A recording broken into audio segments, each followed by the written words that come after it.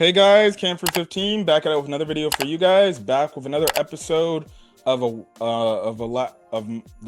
last boss has appeared anime, and we are here for episode 3. And it's around Aries, this nice little femboy, which I found absolutely funny at the end of the episode. Instead of making him a girl, it's a femboy. Okay. But this episode was good. Another great episode. Again, I'm really liking the show. It's really cool to see. It's really cool to see. But basically, you get one of the first fight scenes we see of Lufas going up against one of her people, and that's Aries.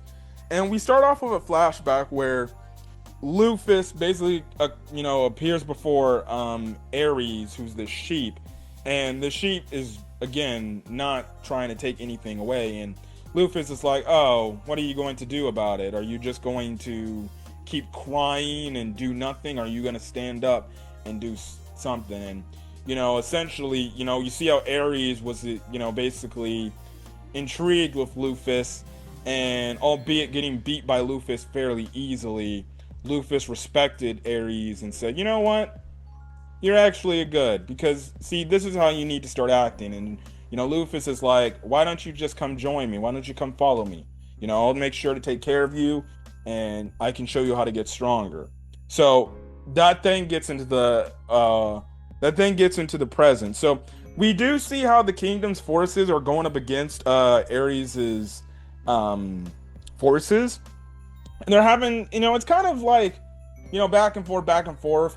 Their troops are doing good, but at the same time, they're still struggling.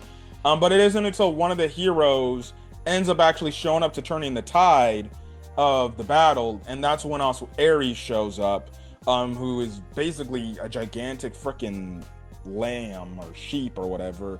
And that's when essentially you have it to where the elf hero, he basically makes like this water-like dragon type of thing to go up against Aries, and they're clashing. Now Lufas is watching this, from afar and everything, and she can obviously tell, like, okay, Aries definitely did get stronger. Over the time I've been gone, Aries has gotten stronger. So, it's cool to see. And again, the fight was visually great. Like episode 3 probably had the best visuals. In terms of the fighting stuff that we saw, like it was really freaking good. And I enjoyed it, right?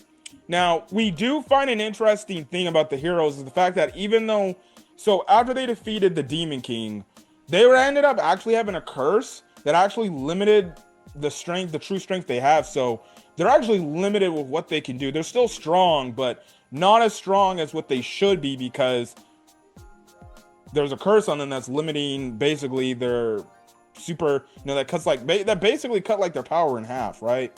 So there's that. Now, Lufas does appear before the elf hero. Now, the elf hero kind of hasn't had an idea and probably knows that it was Lufas from the way she was talking. And basically Lufas is like, "Look, I'll take care of this, and I'll get out your hair," right? So then that's when Lufas, legitimately shows up, kicks Aries through freaking, mountains, appears in front of Aries, and just shows herself and like, "Aries, it's me, Lufas. I don't know what's going on, but you need to stop this," right? Now, Aries doesn't believe Lufas at first because, obviously, Aries believes, like, "No, you've been dead for the last 1,000 years. You're not trying to trick me, right? I know you're a faker. There's no way you could be my master." So basically, Lufas is like, "All right, sure, fine. Okay, that's it. I'll just have to make you believe. So come on," right? And Lufas absolutely kicks Aries' butt with ease, bro. Kicks Aries' butt.